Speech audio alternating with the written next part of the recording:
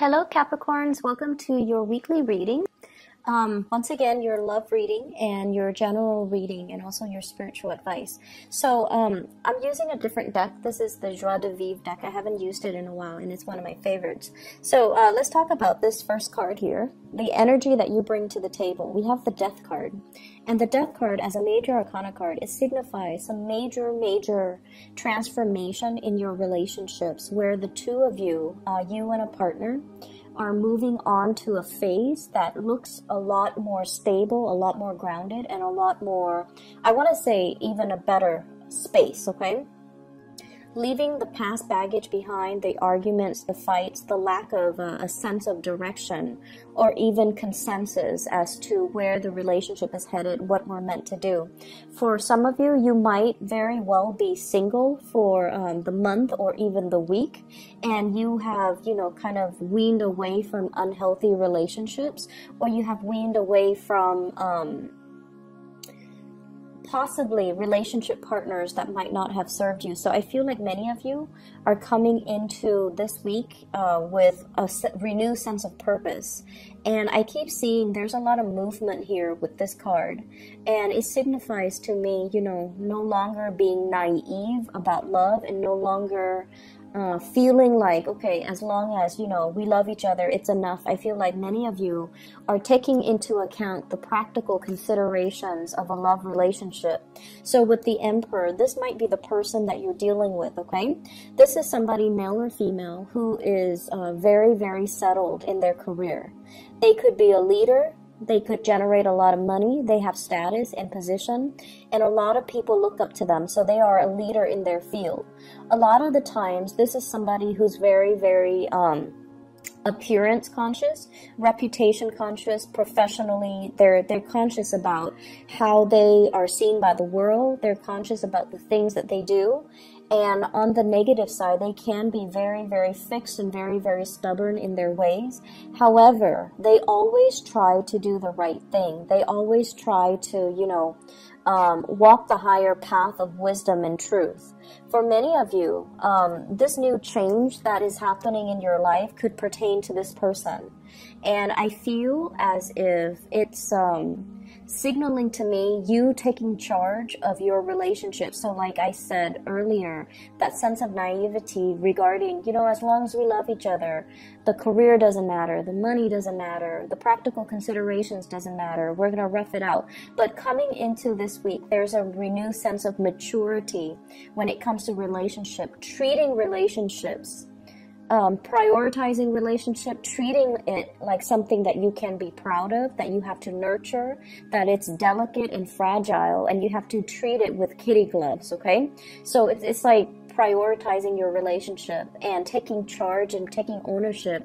And I want to say, like, moving the relationship in the direction that you'd hope. And so what comes out next here is the Eight of Cups.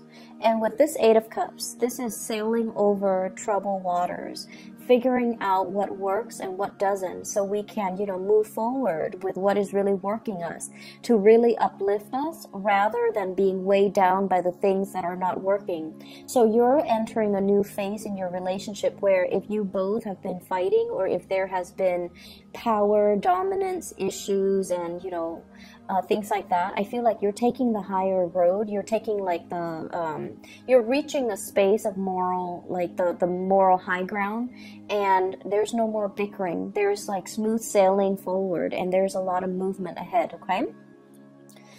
For some of you, we have here the Six of Cups. This is reconnecting with old friends and old lovers, and even a friend that can turn into a romantic partner. I feel like there will be messages. This is a blast from the past type of a card. Messages, communications from exes that you have moved away from, and because you're consciously making some really positive shifts in your life that are highly divinely guided, I feel like many of you are coming into this space where the past is reaching out to you. Whether you choose to re-engage, I feel like either way, it's making you quite happy. It's making you feel very appreciated, and I feel like there's going to be some type of a emotional gesture coming in from a person from your past, and they're going to express how pleased they are with you, or how they want to reconnect and how they want to reach out. Okay, so whether or not you choose to do that, that is up to you. For some of you, I feel almost like you're opening yourself up emotionally for this week.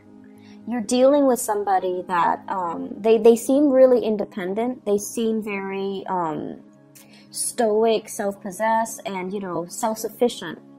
But the stance that they're taking is, they might tell you, you know, I need some help. I need you to be there. I need you to be my pillar of strength. So I feel like for some of you in relationships, you might play more of that emotional nurturing energy, or you might be the problem solver for your relationship partner. For others of you, if things have been very, very difficult, your partner is stepping up and exhibiting the energy of the Emperor, where they are problem shooting for you.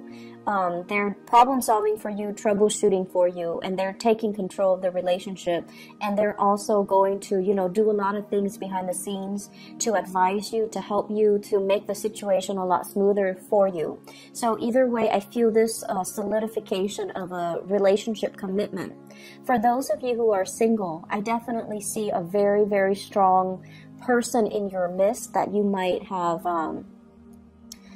feelings for, and it shows up here as the Emperor. So I have, you know, Scorpio, Aries types of energy, and there's a lot of fire. So like the other cards are very muted, but this card, there's a lot of passion, fire, drive, ambition. You are interested in somebody, and, you know, naturally you're drawn to people like this, people who are honest, truthful, straight-laced, but underneath it, they have a lot of drive, a lot of personal ambition. They want to get things, you know, moving for themselves. And there's a self-starter. So this is somebody who's very, very prominent in your midst. And I feel like there's going to be communication that will really bring to light what they're feeling about you, how they feel about you, and things like that, that will make you feel quite flattered and quite happy. So good for you, Capricorns. In other areas of your life, the first card that jumped out here, we have the Emperor showing up twice in two different decks. So this is your energy then. It is showing up here as taking care of practical responsibilities, having to, you know, say no to certain people that are coming to you, and having to ask follow-up questions. So I feel as if some people might be coming to you with work responsibilities and they don't know how to do things. They're coming to you with something like, I don't know how to do this. Can you help me do that? And the danger of that is, you know, you can teach somebody and that will teach them to be self-sufficient so they never have to come to you again. Or you can do it for them. And I feel like this is the card where people are coming to you to pick your brain, to ask you for advice, to ask you for to share your skills and your expertise. And I believe I mentioned about 2 weeks ago, if I'm not mistaken, hold things close to your chest. Don't review your plans. Don't get too chummy with coworkers, because I feel there is this prying energy. It's almost like they're not really there for your interest. They're trying to figure out what you're planning to do. They're trying to figure out, like, you know, how would you solve this problem, to kind of steal your ideas. And I'm getting the same type of energy here, where it's really telling you, hold things very, very close to your chest. Assess the situation really carefully before you give yourself away, okay? So whoever is coming at you, especially at work or even family members, and if they have a history of, you know, being very self-serving, or if they have hidden agendas, you really want to look at body language, look at their gestures, and try to, you know, assess if this is something that you need to help them with, or if this is something they can do on their own. So I feel like your energy is going to be very concentrated towards self-improvement, towards relationship sectors as well. And so you don't want to, you know, allow the extra energy to dissipate to, I want to say, waste your energy or waste it on people who don't want to do things on them by themselves, and they expect you to kind of, you know, solve all of their problems. So in the love relationship, you're taking a huge stance, you're stepping up, and you're solidifying your relationships. In the work environment as well, I feel like you're going to need to exercise some type of a loving detachment so that all these people coming at you don't wear out or don't, you know, corrode your energy level. Okay, so I feel like it's going to be a busy week where you're being called upon as a consultant. You're being called upon to help a lot of people with their issues, to help a lot of people as well, to give them, you know, concrete ideas, concrete plans.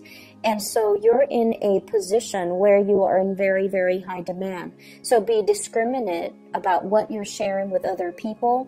You're also very visible, and a lot of people look up to you. So make sure that, you know, I don't need to tell you guys this because, you know, you guys are very solid and sturdy.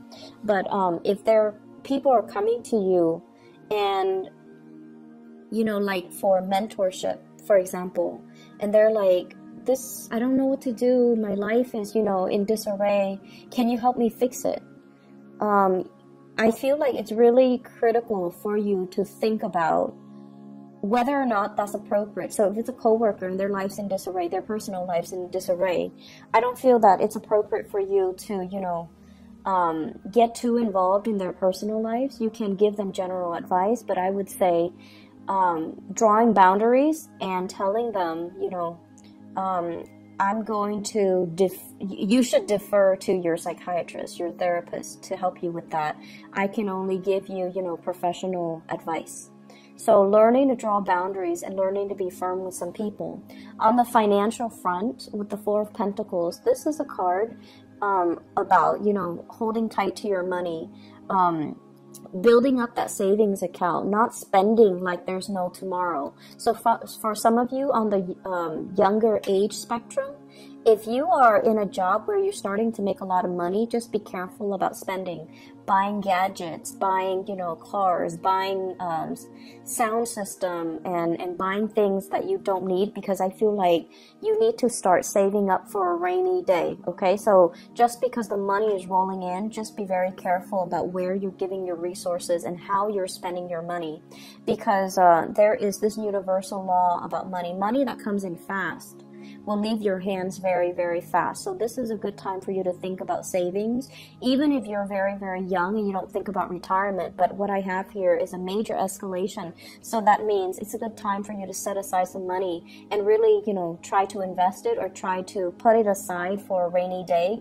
or try to start putting it in an account so that you can plan your retirement. Okay, this is just a practical thing that's coming in, because I feel like some of you money is leaving your hands or sliding through your fingers really, really quickly. So you just want to be careful about that. Okay, good week overall, Capricorn. So just, you know, focus on the relationship sector. I feel like things are good. In the work front, I'm sensing that, you know, there's solicitations as well for going out and things like that, but it's at your discretion whether or not you want to, you know, mix business with pleasure, or whether or not you want to let people close to you let people get too close to you. I feel like there's a need here to maintain clear boundaries, especially with coworkers. Okay, so I wish you all the best. Take care. Bye bye.